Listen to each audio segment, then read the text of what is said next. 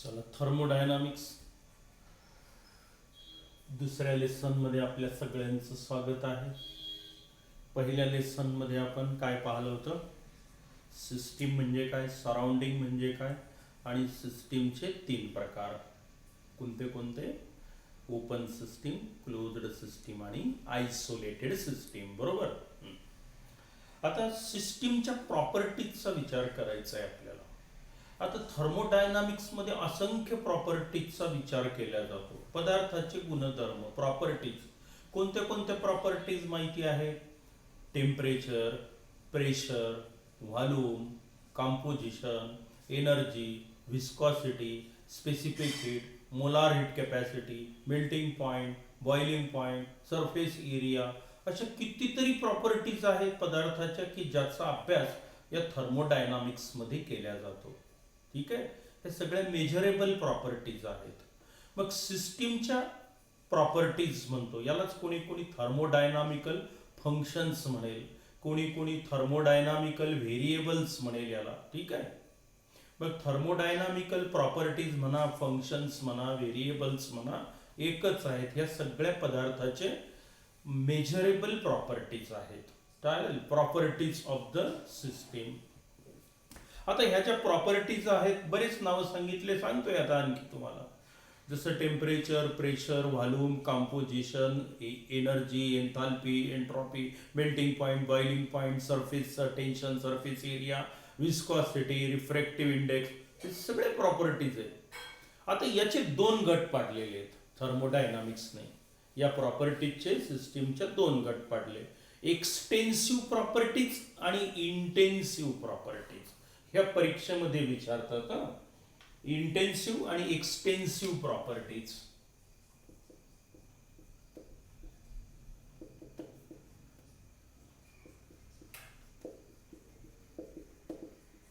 आणि दुसरा प्रकार intensive.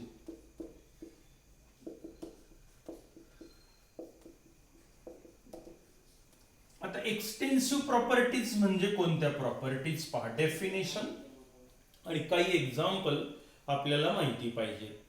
Extensive property, these are the thermodynamical properties or thermodynamical functions whose value depends on the amount of the substance, that is quantity of the substance present in the system, called as a extensive property.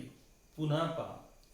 ह्या अशा थर्मोडायनामिकल properties आहेत सिस्टीमच्या की ज्याची किंमत पदार्थाच्या अमाऊंटवर अवलंबून असते.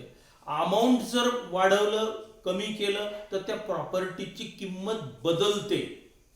त्याला काय म्हणायचं? Extensive property. पुन्हा पहा. These are the thermodynamical properties whose value depends on the amount or quantity of the substance present in the system. For example mass आणि volume. Mass, volume, energy, enthalpy शिकायचं आहे आपल्याला. Enthalpy, heat capacity, surface area. बघा ह्या अशा properties आहेत की ज्याची किंमत बदलते. कशानुसार? अमाऊंट बदललं तर समजा सिस्टीम मध्ये अमाऊंट बदललं तर मास बदलेल की नाही? पदार्थ वाढला, मास वाढलं, व्हॉल्यूम पण वाढेल. अमाऊंट बदललं की किंमत पण ज्या प्रॉपर्टीची बदलते त्याला काय म्हणायचं? Extensive property. मग मास आहे, व्हॉल्यूम आहे, पदार्थात एनर्जी असते, कुठून येते ते शिकायचं आहे. एनर्जी पण बदलेल. पदार्थ वाढला, एनर्जी वाढली. एन्थाल्पी एनर्जीचाच एक प्रकार येणार आहे समोर. मग हे मास आहे, व्हॉल्यूम आहे, एनर्जी आहे, एन्थाल्पी आहे, हीट कॅपॅसिटी. पदार्थाचं तापमान 1 डिग्री सेंटीग्रेडनं वाढवण्यासाठी लागणारी उष्णता, ऊर्जा, काय म्हणायचं त्याला? Heat capacity. बरोबर आहे. मग पदार्थ वाढला तर आणि त्याचं टेम्परेचर 1 डिग्रीनं वाढवायचं म्हणजे हीट कॅपॅसिटी काय होईल? It is A extensive property. Surface area, पदार्थ वाढला, सरफेस एरिया वाढला. मग ह्या अशा प्रॉपर्टीज आहेत की ज्याची किंमत कशावर अवलंबून आहे? Amount of the substance, quantity of the substance present in the system. As the amount or quantity of the substance changes, the value of this property also changes, called as a extensive properties. Very simple, आलं लक्षात.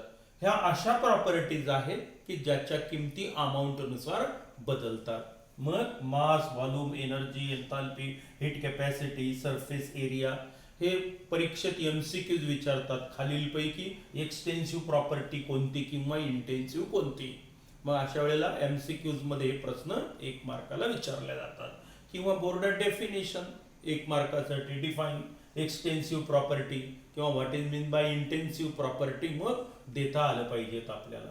मग आता extensive मध्ये काही अडचण, these are the properties or thermodynamical functions. हेच एक थर्मोडायनामिकल function ज्याचा अभ्यास करणार आहे आपण. These are the thermodynamical properties whose value depends on the amount or quantity of the substance present in the system. आता इंटेन्सिव्ह प्रॉपर्टी याच्या विरुद्ध आहे नेमकं. These are the thermodynamical properties whose value does not depends on the amount of the substance or quantity of the substance present in the system, called as an intensive property. ह्या अशा थर्मोडायनामिकल properties आहेत की ज्याची किंमत amount नुसार बदलत नाही.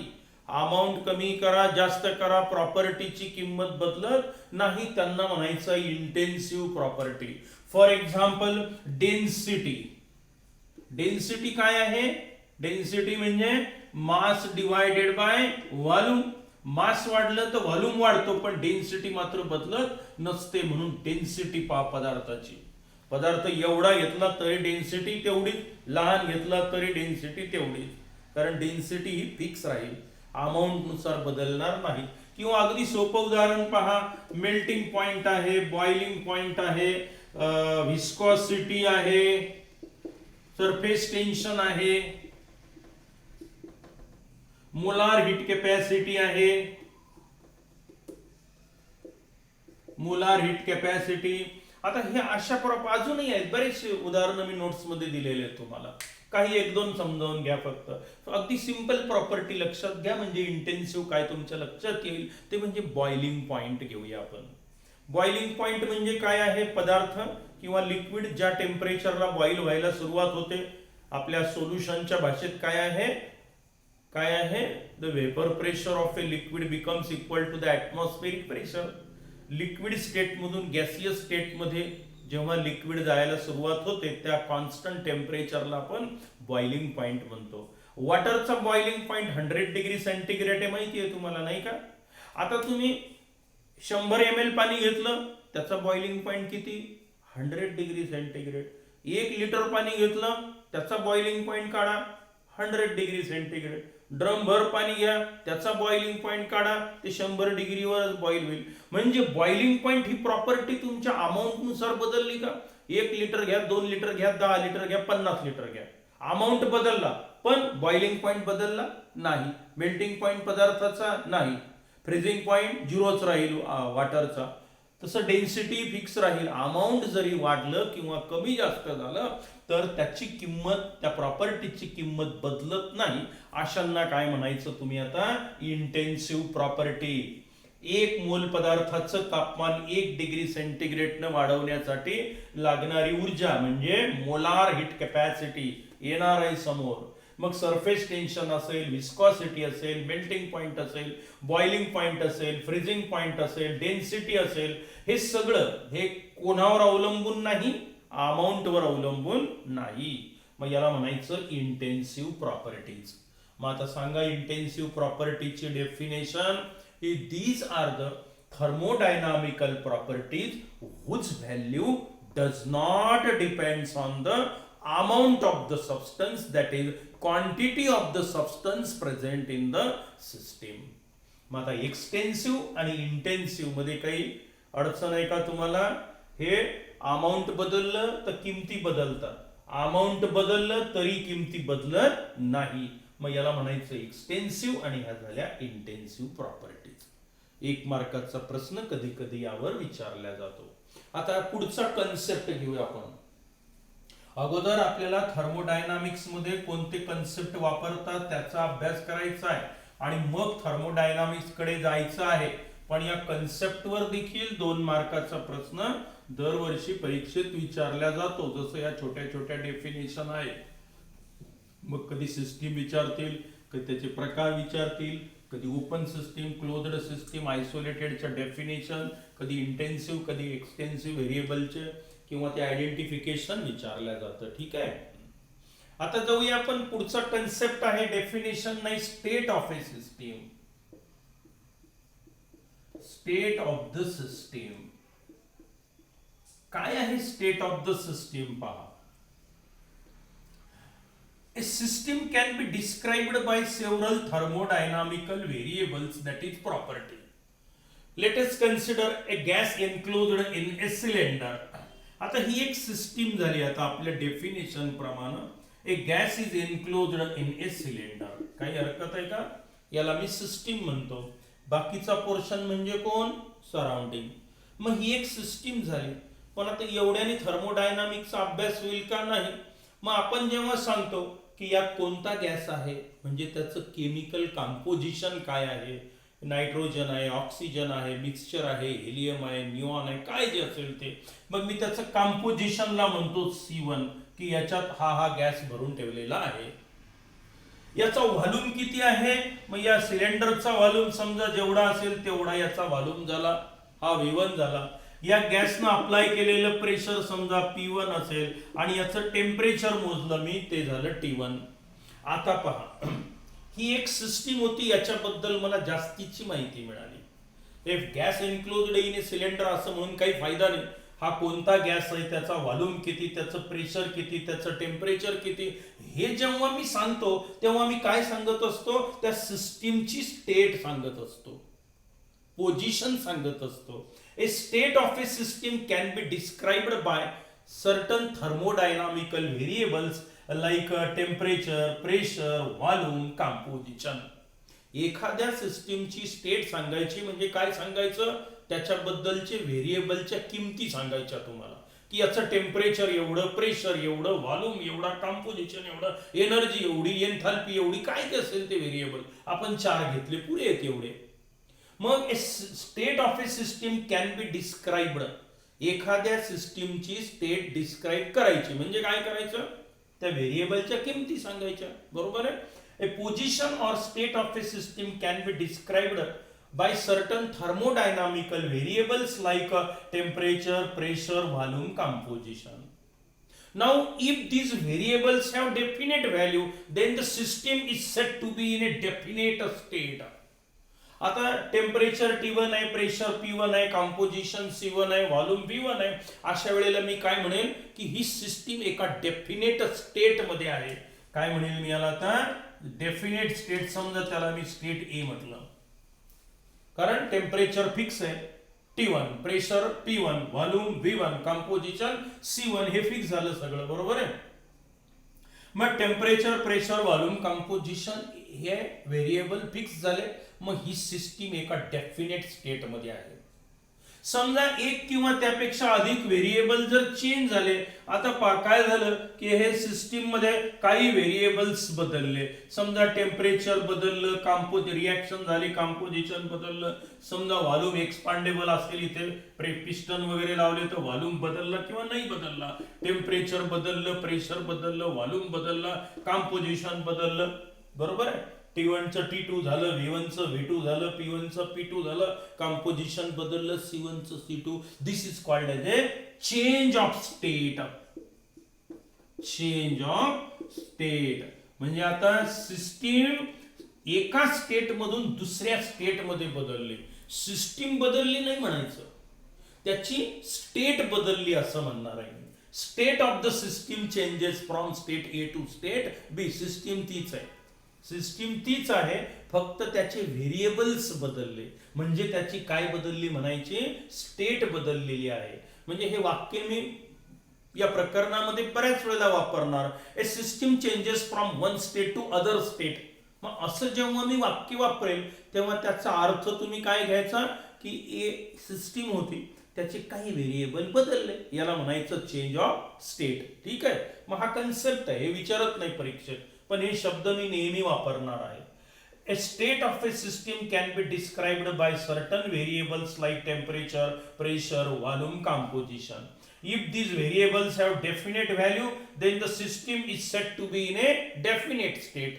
If one or more variable changes, then the system is said to be undergoing a change of state.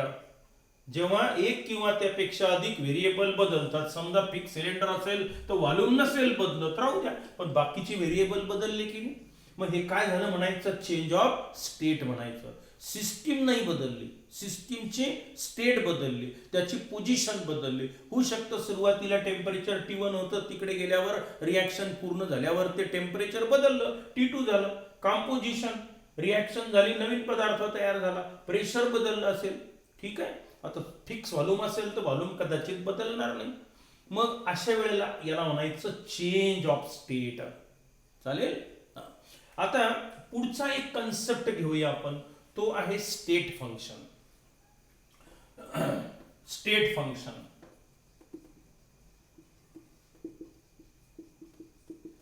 आता फंक्शन्स म्हणजे काय, तेच थर्मोडायनामिकल प्रॉपर्टीज, असंख्य प्रॉपर्टी इंटेन्सिव्ह आहे, एक्सटेन्सिव्ह आहेत, बरोबर आहे की नाही. तो एक प्रकार झाला. आता त्यातले काही फंक्शन्स असे आहेत, काही थर्मोडायनामिकल प्रॉपर्टीज अशा आहेत whose value depends only on the initial state and final state of the system and not depends on the path by which the change is carried out.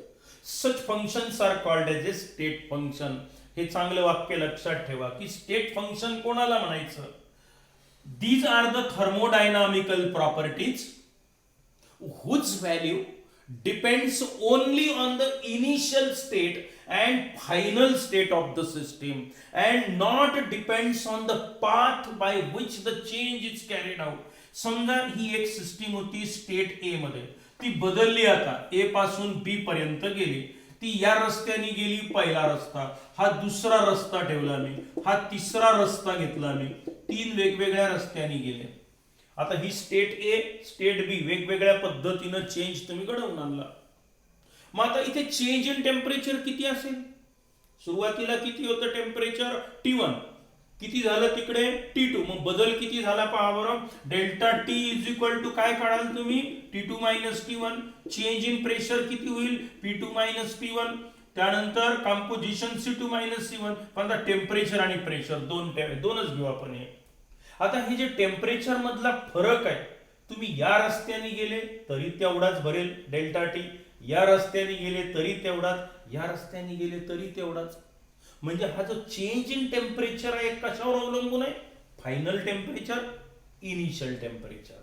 तुम्ही तिकडे कसं गेले इथून ए पासून बी पर्यंत त्याच्यावर अवलंबून नाही, बरोबर आहे की नाही. वर्क हे अवलंबून असतं, डिस्टन्स अवलंबून असेल, पण हे टेम्परेचर, प्रेशर, व्हॉल्यूम, समजा इथे व्हॉल्यूम V1 इथे V2 असेल किंवा इथे V1 V1च आहे, चेंज इन व्हॉल्यूम काय झालं, V1 मायनस V1 म्हणजे झिरोच होईल. तुम्ही या रस्त्याने गेले काय, या रस्त्याने गेले काय, या रस्त्याने गेले काय, बदल झालेला नाही. मग टेम्परेचर आहे, प्रेशर आहे, व्हॉल्यूम आहे, एनर्जी आहे, एन्थाल्पी आहे. मग हे एनर्जी, एन्थाल्पी, एंट्रॉपी हे सगळे स्टेट फंक्शन्स आहेत. टेम्परेचर, प्रेशर म्हणजे काय, these are the thermodynamical properties whose value depends on initial state and final state of the system and not depends on the path by which the change is carried out. चालेल. Simple definition, these are the thermodynamical properties whose value depends on initial state and final state of the system and not depends on the path by which the change is carried out. आता समजा इथलं temperature आणि खामगावचं temperature मला मोजायचं आहे. मग इथलं temperature आहे 25 डिग्री, खामगावचं भरलं 28 डिग्री. चेंज इन टेम्परेचर किती होईल, 28 वजा 25, 3 डिग्री. मग एखादा या मार्गाने गेला काय, त्या मार्गाने गेला काय, तिकून गेला काय, हेलिकॉप्टरनं गेला काय, टेम्परेचर मोजलं तर काही फरक पडणार आहे का, नाही. It depends initial state and final state, बरोबर आहे. तर याला म्हणायचं स्टेट फंक्शन. ठीक आहे. हे आपण केमिकल उदाहरणच जास्त लक्षात ठेवूया. आता कोणते कोणते कन्सेप्ट माहीत झाले, पाठांतर पाहिजे याचं तुमच्याकडे, सिस्टीम अगोदर थर्मोडायनामिक्स म्हणजे काय, कशाचा विचार करतो आपण, quantitative relationship in between heat and other form of energy like kinetic, potential, mechanical energy. बरोबर.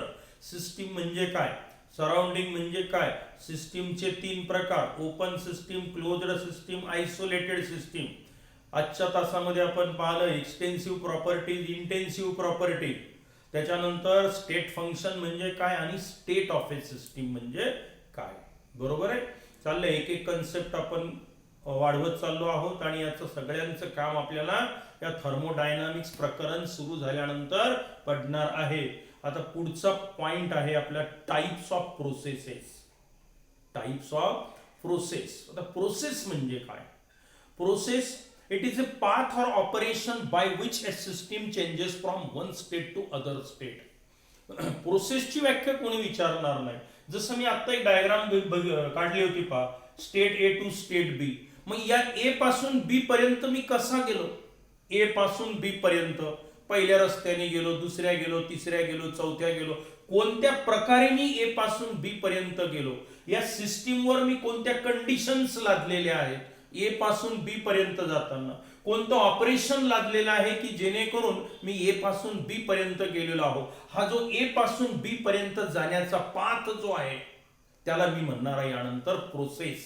मग process it is a path or operation by which a system changes from one state to other state. System एका state मधून दुसऱ्या state मध्ये जेव्हा बदल होतो तर त्या बदल होताना मी कोणत्या कंडिशन्स त्याच्यावर लादलेल्या आहेत, तर कोणत्या ऑपरेशन त्याच्यावर लादलेलं आहे, कशा पद्धतीनं तो बदल घडवून आणलेला आहे, त्याला मी पाथ म्हणणार आहे. त्या पाथलाच मी प्रोसेस म्हणणार आहे. मग प्रोसेसची व्याख्या तर कोणी विचारत नाही आपल्याला, पण सांगितले मी तुम्हाला, it is a path or operation by which a system changes from one state to other state. ही स्टेट ए आहे, temperature T1, pressure P1, volume V1, composition C1. मी इथून इथपर्यंत आलो, temperature T2, pressure P2, volume V2, composition C2. मग हा path झाला की नाही इथून तिथपर्यंत जाण्याचा, स्टेट ए, आणि हे कोण, स्टेट बी. मग ए पासून बी पर्यंत जाण्याचा रस्ता, कोणत्या पद्धतीने मी तिथपर्यंत गेलो, या पाथला मी काय म्हणणार आहे आता याच्यानंतर, प्रोसेस. या रस्त्याने गेलो, या रस्त्याने गेलो, या रस्त्याने गेलो, कोणत्या रस्त्याने गेलो तिथपर्यंत, कोणत्या कंडिशन लागून गेलो, त्याला काय म्हटलं मी आता, प्रोसेस. आणि या प्रोसेसचे आपल्याला 7 प्रकार बघायचे. किती, 7 प्रकारे मला ए पासून बी पर्यंत जाता येतं. अशा वेगवेगळ्या प्रकारच्या कंडिशन्स मला त्यावर लागता येतात. मग आता आपण 1 बाय 1 7ही प्रोसेस अतिशय महत्वाच्या आहेत. या पूर्ण प्रकरणात याचं काम पडणार आहे. यावर प्रश्न पण विचारल्या जातात. पहिली प्रोसेस घेऊया आपण, म्हणजे प्रोसेस काय तेही तुम्हाला समजेल. पहिल्या प्रोसेसचं नाव आहे आयसोथर्मल प्रोसेस.